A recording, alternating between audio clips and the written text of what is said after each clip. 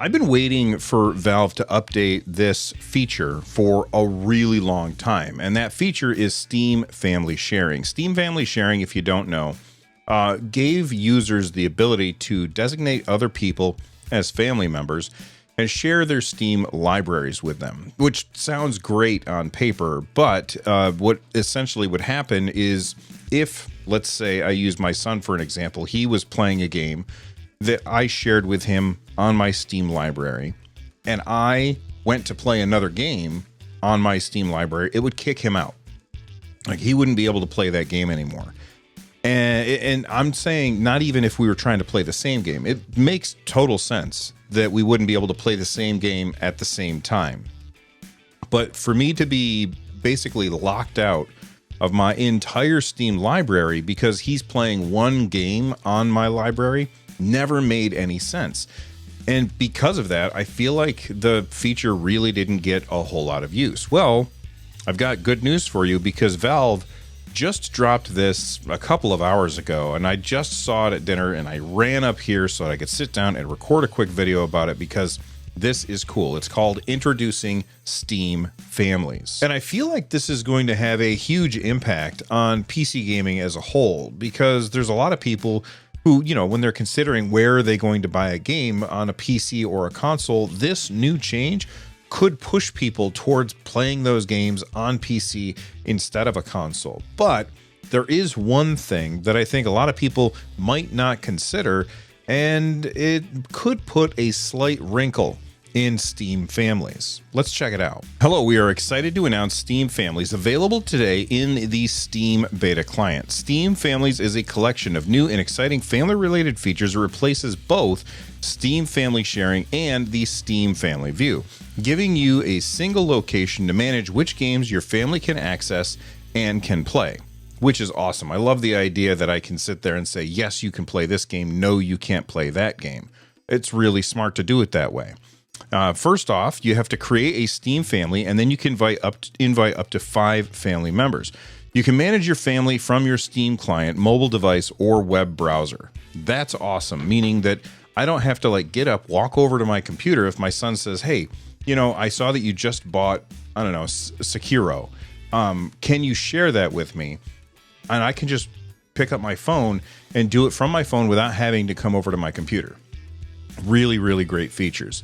I will say that limiting it to 5 people is problematic because there's a lot of families out there that have, you know, 2 parents and maybe 4 kids, meaning that one of those kids or one of those parents needs to be left out of the equation. If you got more kids than that, then you got multiple people that are basically unable to play. I understand that Valve has to put some kind of limitation on this. They can't just have it open to as many as you want. But 5 to me seems just a little low. All right, let's keep going. By joining a Steam family, each member gains access to the following Steam features. First, Steam Family. When you join Steam Family, you automatically gain access to the shareable games that your family members own, and they will also be able to access the shareable titles in your library. The next time you log into Steam, this new family library will appear on the left column as a subsection of your games list. You can maintain ownership of your current titles, and when you purchase a new game, it will show up in your collection. So it looks like I wouldn't even have to add it. I would then go in and remove it instead of adding a new one. Best of all, when you are playing a game from your family library, you will create your own saved games, earn your own Steam achievements, and have access to workshop files and more. So I think that that sentence there is basically talking about the fact that a lot of people that did use Steam Family Sharing were doing it from a single PC.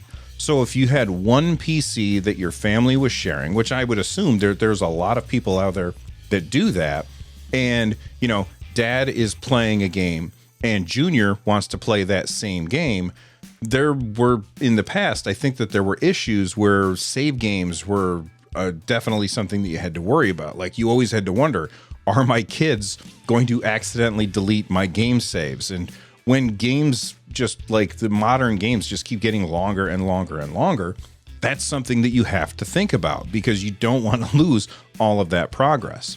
Family sharing allows you to play games from other members' libraries, even if they're online playing another game. If your family library has multiple copies of a game, multiple members of the library can then play that game at the same time. For a more detailed look at how family sharing works, see the FAQ below. We'll get to that in a little bit. I have not even read this whole thing, so this is me reacting in the moment. Maybe I'm wrong about this, but to me that says that maybe there's a game that is a two-player co-op game, and a family can buy 2 copies of that, right? And maybe there's 5 members of that family. So any set of 2 can then play that 2-player co-op game together. That's really cool.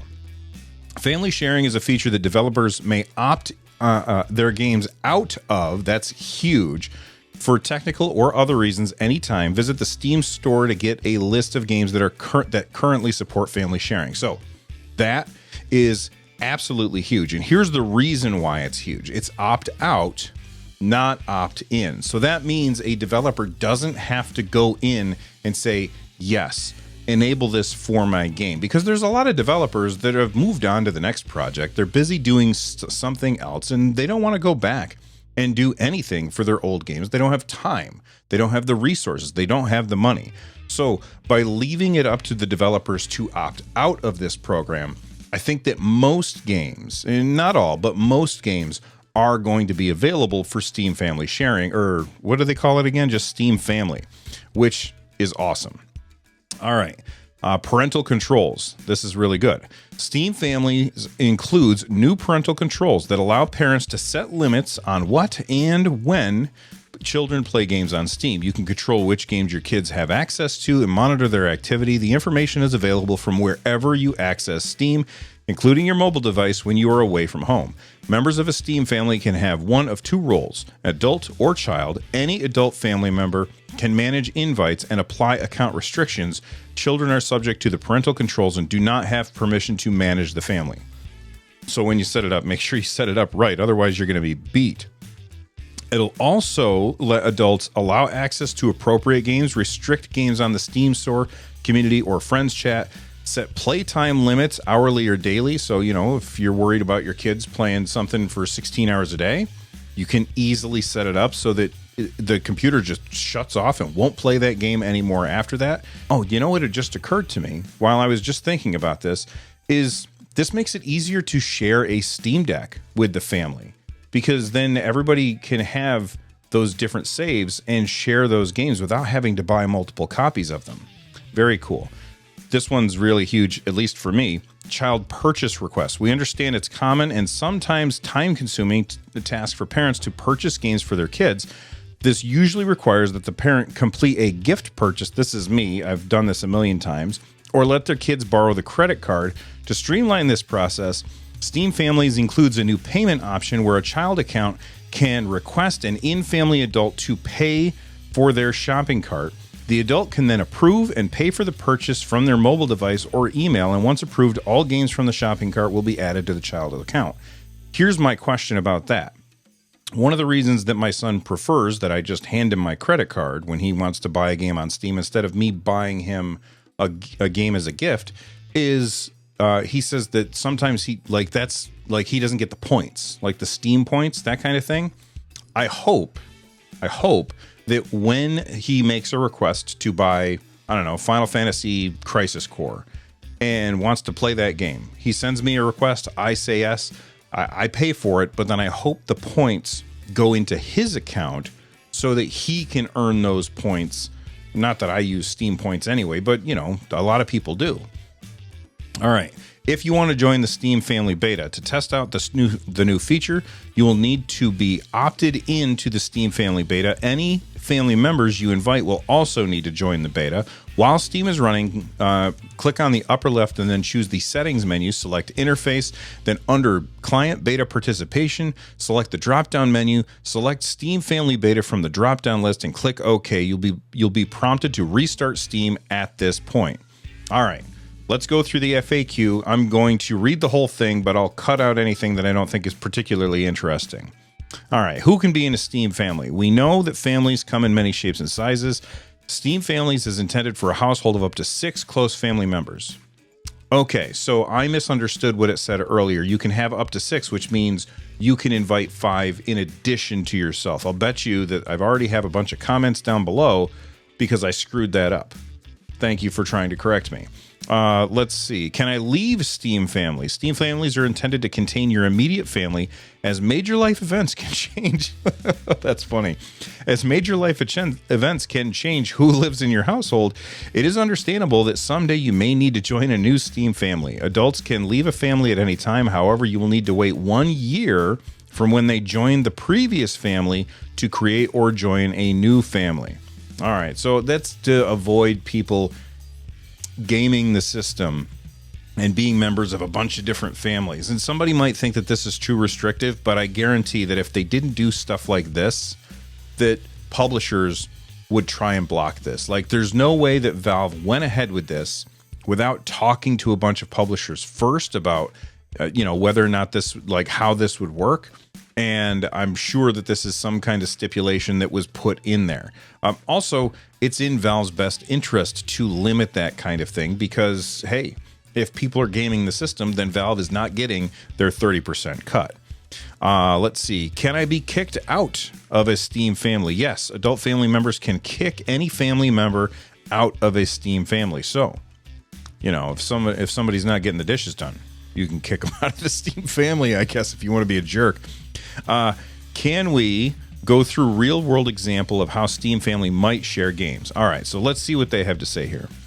Let's say you're in a family with 4 members and you own a copy of Portal 2 and a copy of Half-Life. At any time, any one member can play Portal 2 and any other member can play Half-Life. If 2 would like to play Portal 2 at the same time, somebody else would need to purchase a copy of the game. Makes perfect sense. That's exactly how I thought it was going to be earlier on. After that purchase, there are 2 owned copies of Portal 2 across the family, and any 2 members can play at the same time. Do I need to share all of my games with the family? By joining a family, all games are automatically shared with other members. Adult accounts can use parental controls to limit which games each child in the family can access. That's awesome, because if you got somebody in your Steam family that's 17 years old, they can pretty much play whatever unrestricted. But if you got somebody who's, 6 or 7, then you probably want to make sure that they're only playing, like Costume Quest or something like that. Although I haven't played Costume Quest, I assume it's child friendly, but I haven't played it, so maybe I'm wrong about that. What happens if my brother, I love this, what happens if my brother gets banned for cheating while playing my game? If a family member gets banned for cheating while playing a copy of a game, you, the game owner, will also be banned from that game. Other family members are not impacted. All right, so this is very important. Make sure that anybody that you're sharing this with, it's supposed to be your immediate family, but make sure anybody you're sharing with this with is somebody that you know is not going to act the fool. Because if they act the fool and they get banned, your game gets banned, you got to rebuy the game. And that would be terrible for you. And that might be grounds to kick somebody out of the Steam family.